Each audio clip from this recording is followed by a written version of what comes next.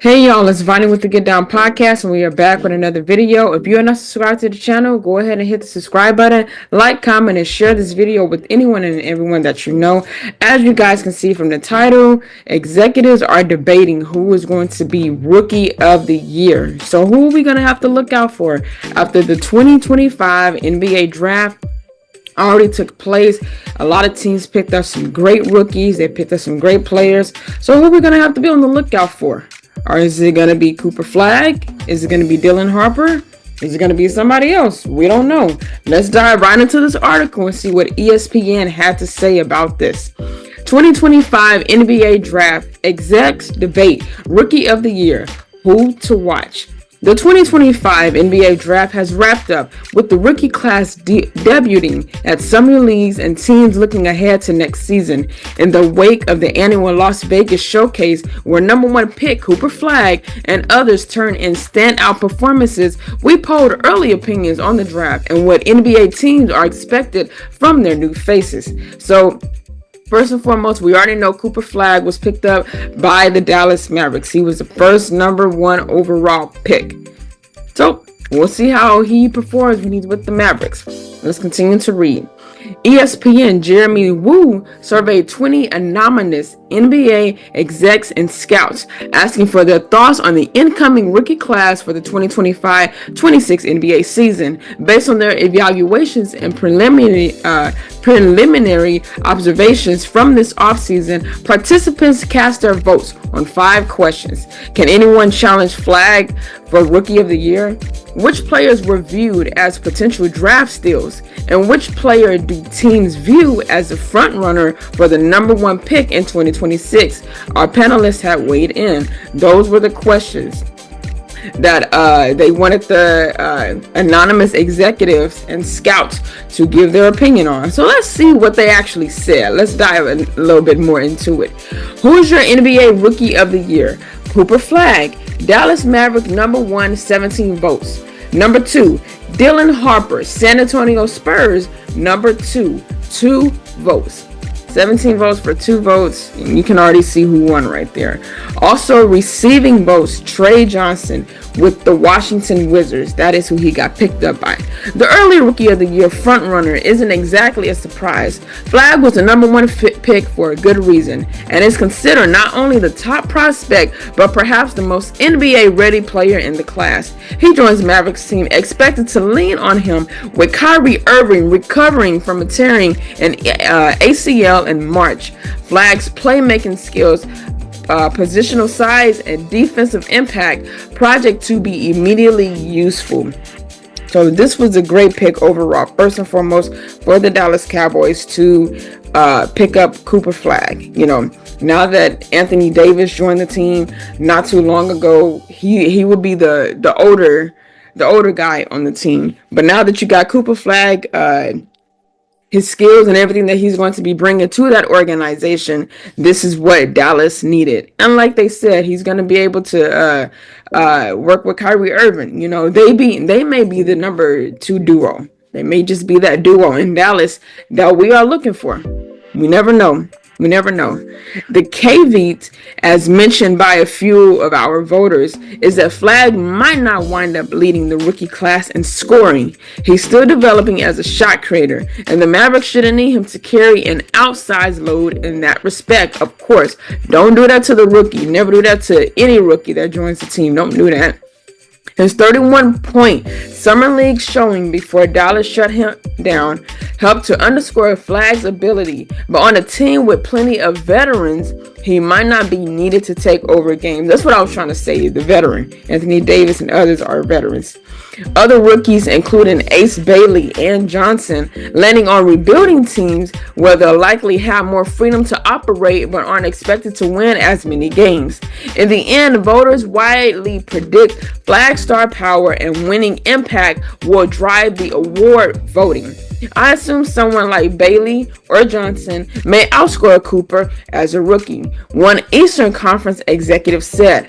But there's always that but, ladies and gentlemen. Cooper will make more meaningful contributions that will push Dallas into play-in range. Of course, I definitely do agree with that. Let's see what other rookie they got in the prospect. Which rookie, other than Flagg, will prove to be the draft's best pick? Vejji Edgecombe, Philadelphia Sixers, number 3, 10 votes. Dylan Harper, Spurs, number 2, 6 votes. Okay, so it's still a higher voters percentage over Dylan Harper right now. So there's other players out there where Dylan is actually ranked underneath them. Cooper Flagg, and now you got VJ Edgecombe. Right now, those are 2 players that Dylan Harper is under, because it's not many votes for him. Not many votes. Also receiving votes, Carter Bryant, Spurs, Yang Hansen, Portland Trail Blazers, Trey Johnson, Wizards, Nick Clifford, Sacramento Kings, Asai Newell, Atlanta Hawks. So those are the other potential prospects votes within who they're going to be ranked to be the best coming out of this draft class. With Flagg, the overwhelming headliner of the 2025 draft class, we geared this question toward the rest of the group. Best pick was left open for interpretation intentionally. The goal was to simply find out which selections rival teams liked most. The big winner here was Edgecombe, who came off the board third to the 76ers and underscored his talent earlier this month with an outstanding 28-point performance in his long game at the Utah Summer League event. The Baylor product is turning into a dynamic downhill slasher in the backcourt, and many execs and scouts believe he has significant untapped inside operating with the ball in his hands after playing mostly away from it in college. So he's obviously took some time away from playing on the court. While there was some reasonable questions about fit in Philadelphia, where the 76ers also have Tyrese Maxey and 2024 draft pick Jared McCain at guard, Edgecombe potential to be a standout on both sides of the ball. It sounds like Travis Hunter, because they're probably going to do that to him, both sides of the ball. Overrode those concerns. There's potential of optimism around the league surrounding his future. Vejji might be Philly's second best player by the end of the season, factoring in Joel Embiid's uncertain health, and Eastern Conference GM says. So they're not going to just say the names of what specific execs and scouts said, that they got to keep it all seclusive. You know, it could be anyone. It could be somebody on the Dallas organization, one of their GMs, one of their execs, one of their scouts that said this about VJ. We don't know. But right now, they got to keep us in suspense to keep it anonymous so nobody finds out anything. He's that good and will thrive in playing Nick Nurse system. San Antonio Harper is the number 2 pick out of Rutgers, garnered 6 votes, with some viewing the Spurs as a strong landing spot despite a crowded backcourt situation, with Harper joining 2024-2025 Rookie of the Year Stephen Castle and recently acquired De'Aaron Fox in the mix. Harper pick and roll prowess, crafty, powerful style of play made him the choice for the Spurs, who have been optimizing the additional playmaking around Victor Wembanyama moving forward. Even if he winds up coming off the bench as a rookie, Harper projects as a foundational long-term player, and that's what you want ultimately. Whenever the draft class is going, you want to pick up the player you know for sure is going to be there long-term. They want that player to be there where they can make a good impact. Don't leave just after your first year as a rookie. You got a lot of stuff that you're going to have to overcome and deal with when it comes to being stepping into the professional league now. You know, so whenever these draft classes are taking place for NBA, NFL, NHL, NBL, you want to pick up the best player that you know will be there long term and is definitely going to have an impact on that organization for future references. Harper has some Manu Ginobili to his offensive game. One Western Conference scout said, if the three-point shot ever becomes a true weapon for him, he makes Fox expendable and gives San Antonio a nice trade asset. Which rookie will be the biggest draft steal? Okay. Carter Bryant, Spurs, number 14, 5 votes.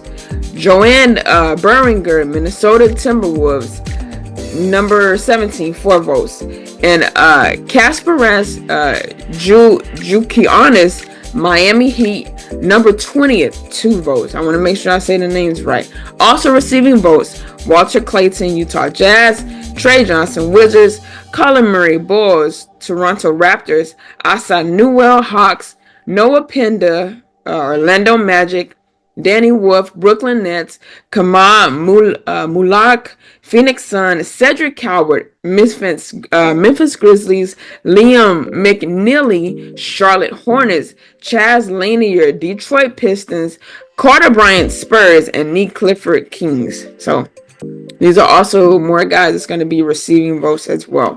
This question turned up for the widest range of responses, with several voters offering dual answers. Spurs rookie Bryant garnered the most votes on the heels of his excellent defensive play at the Las Vegas Summer League session. The Arizona forward was widely expected to come off the board earlier, with potential suitors in Portland and Atlanta. Okay, so they were also looking at him as well, Portland and Atlanta, but the Spurs were actually able to get him. Trading out of their slots in the late lottery, which dropped him in San Antonio's spot. Bryant will turn into an impact wing, defending that can make threes and be a part of their core. One Eastern Conference scout said, "We'll look back in several years while the Spurs are winning big, and people will mention them drafting Castle at 4 in 2024 and Bryant at 14 to pair defensively with Victor as draft seals." There are also excitement around Beringer, another defensive-oriented prospect who played well in Las Vegas. The 18-year-old French center has been playing basketball competitively for only 4 years. But he has demonstrated strong instincts as a shot blocker and lob catcher and played his way into the first round of the draft after entering last season as a lesser-known talent.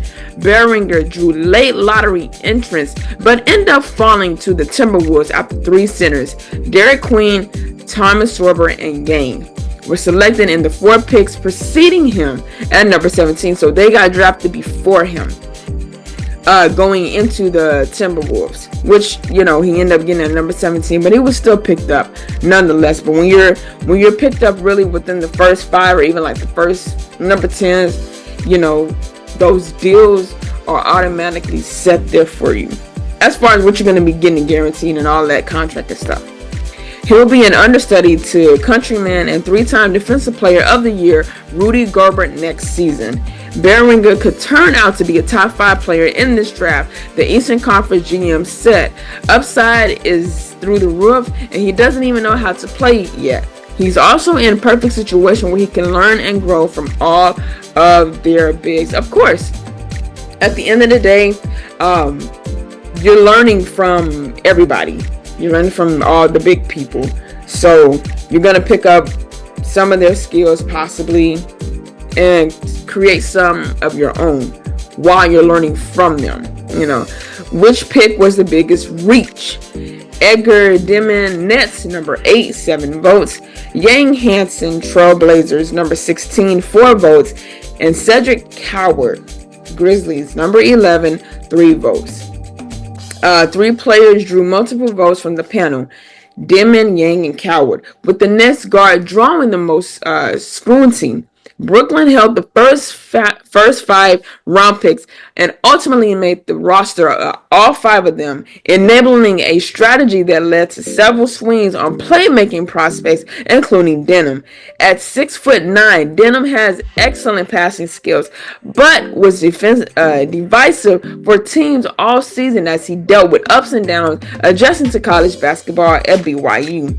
Even if you believe in Denham as a starting NBA guard, and I don't, it seems like he would have been gettable at the end of the lottery or even later, one Eastern Conference executive says. So he would have been better to get him towards the end, towards the later number, towards like a later pick. This is what one executive says specifically.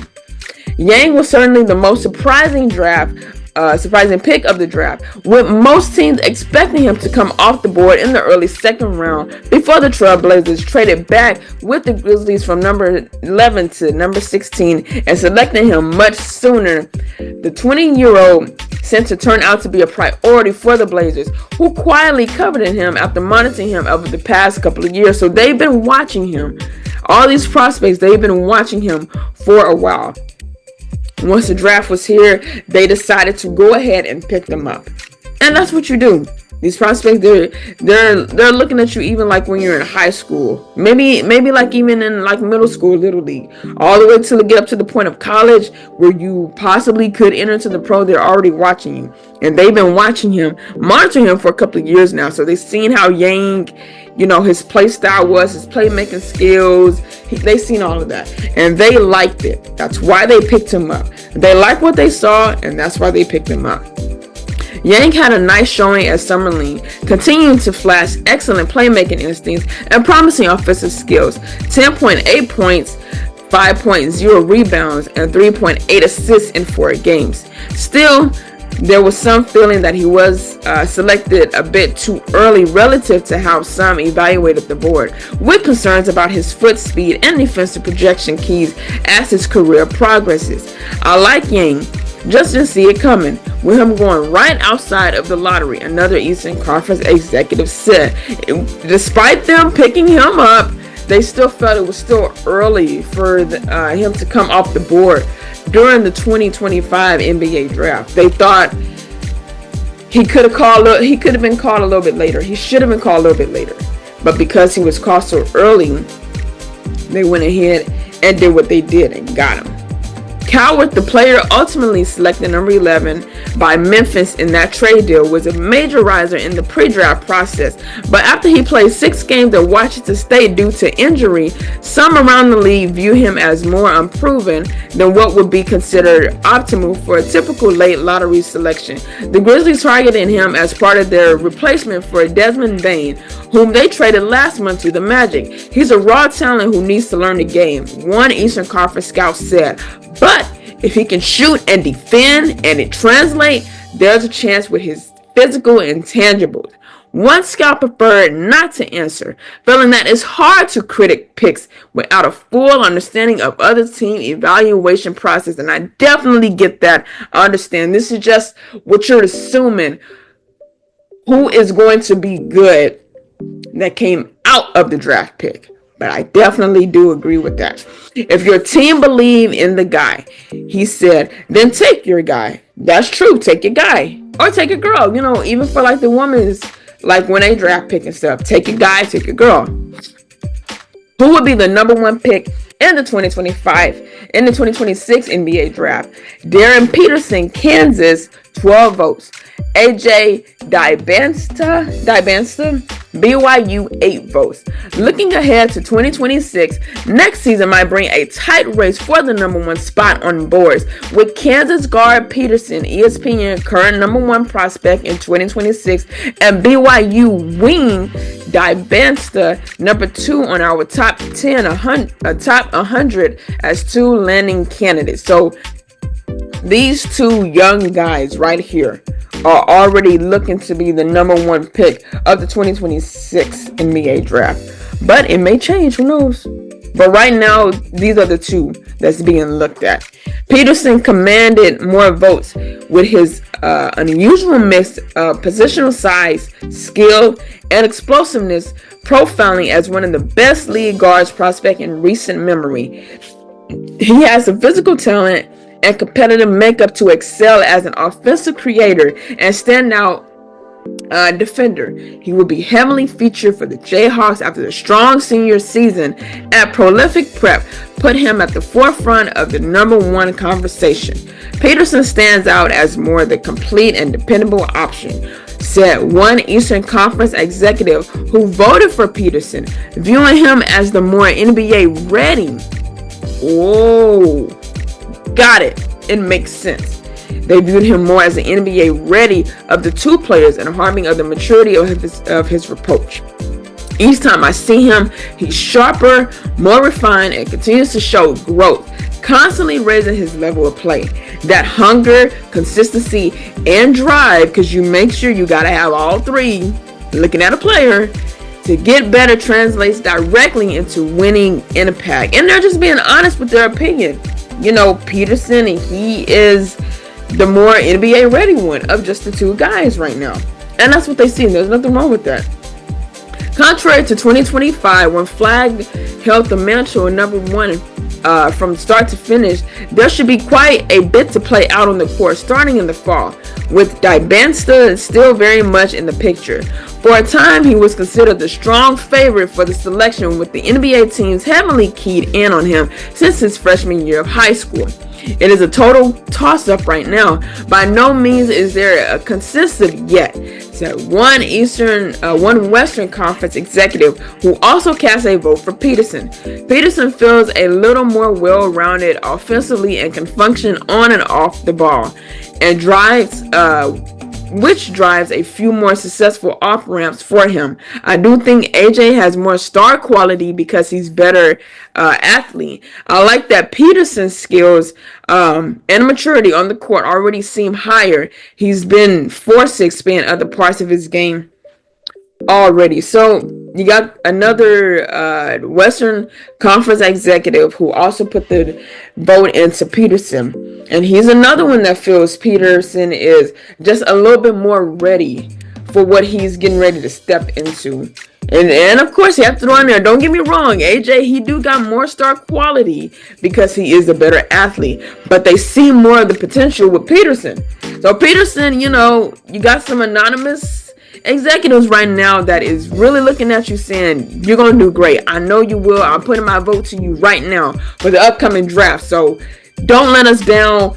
Be the star that you know to be. Do the skill, you know, bring all your skills to the court right now. Because that is what is being said. That is the conversation that is really being said right now. Little do these players know, but eventually they'll find out later, you know. While Dybantsa hasn't displayed the same level of polish, the long-term argument for his upside as best in his class remains. He has the typical skills for a star wing player as an elite athlete capable of physical, dominating matchups on both ends. After leading Team USA to a FIBA Under-19 World Cup title in Switzerland earlier this month, Dybantsa will be the most touted prospect ever to play for BYU, where he'll have a significant runaway to make his case. His development as a three-point shooter will be pivotal. They're similar tier of prospect. AJ is a 6 foot, and in this league, size does matter. Oh, it does matter. Okay. Send an Eastern Conference scout who cast a vote for Dybantsa. Okay, now we're going to the other side of it. I think BYU coach Kevin Young will put him in an excellent position to showcase and grow his game this year. Peterson would have to fight against the lack of spacing Kansas looks to have. Of course. While only Peterson and Dybantsa drew votes, and those two are driving the early discussion, a strong trio of freshman prospects rounds out our early top 5. Duke big Cameron Boozer, Tennessee forward Nate Ammon, and Louisville guard Michael Brown. As the 2026 draft cycle gets underway, we'll be closely monitoring how NBA teams view the top names. Yep, they got a lot of viewing to do. So I hope you guys did enjoy this video. Please give it a fat thumbs up. Comment down below. In your opinion, which rookie do you think is going to be on the rise this coming up year? Who are you excited to watch out of the rookie class, out of everybody that was just named today in this video? Who are you excited to watch? We already know Cooper Flagg is number 1 with Dallas. Maybe you could be excited just for him, just because he was that number 1 pick. But there are other players too. You know, are you going to be looking at Dylan Harper? Are you going to be looking at Peterson? Are you going to be looking at AJ? Are you going to be looking at Cameron? Are you going to be looking at any other player? Who do you guys think will extort and exceed to the limits as far as the rookies of this upcoming this class? Who are you excited to watch? Comment down below. Let me know. Let me know. Share this video too, and share the channel, Vonnie with the Get Down podcast, with any and everyone that you know, whether they like sports or they just want to hear people give their opinion and give their view on a very important topic. Okay, and while you're at it, hit the subscribe button and turn your notification bell on. That way you can be notified every time I drop videos on this channel, guys. So I will be trying to upload a little bit more than usual, but please subscribe. Don't let this get past you. Please subscribe to the channel. More content and more things will be talked about. And also in the comment section, let me know what other big topics are out there that you guys want me to discuss, and just to get my opinion and my feedback on. If that is all, I will see you guys in the next episode. Peace.